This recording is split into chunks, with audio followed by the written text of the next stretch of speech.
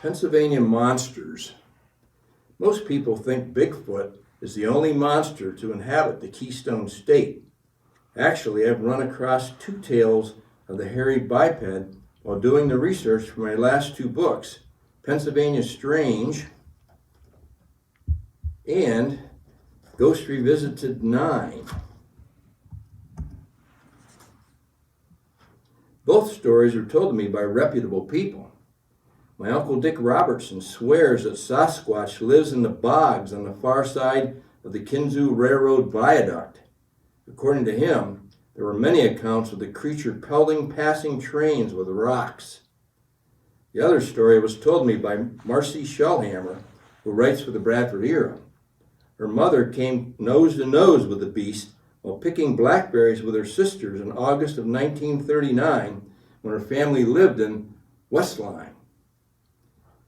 Bigfoot's little brother is said to inhabit the forested areas along the Susquehanna River and is called the Albatwitch. He's especially noted for his speed and elusiveness and his ability to climb trees. Only 4 feet tall, the cryptid has a mischievous side too. His name comes from the Pennsylvania Dutch and means apple snitch because he loves to steal the tasty fruit from Amish picnickers and then pelt them with the half-eaten apple cores. Pennsylvania also has its own Loch Ness monster known as Raystown Ray. Ray lives in Raystown Lake in Huntington County. He's been described by the anglers who've seen him as 50 feet long with a reptilian head, long neck, and a humped black body. The definitive photo of him was snapped in 2007.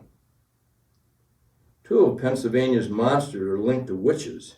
Hexenwolf means witch wolf in Pennsylvania Dutch and is actually a witch transformed into a wolf by using an amulet obtained from a demon.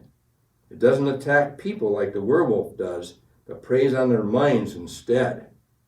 The other creature was called the Gewoggle and was conjured up by witches in Clinton County. It stood 6 feet tall and resembled a biped wolf. It had bird talons for hands and horse's hooves for feet. The witches ordered the Gewoggle to make life miserable for their enemies. Thank God I'm not one of their enemies. The Potter County nondescript was first sighted by a fisherman on Nelson Run near Coudersport. By the beast's description, the local newspaper thought it was a gorilla that had escaped from a traveling circus. Soon after, a hiker on Denton Hill had a run-in with the same creature.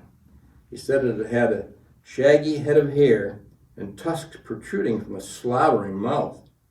If the man's dog hadn't chased the beast away, he'd have been in big trouble.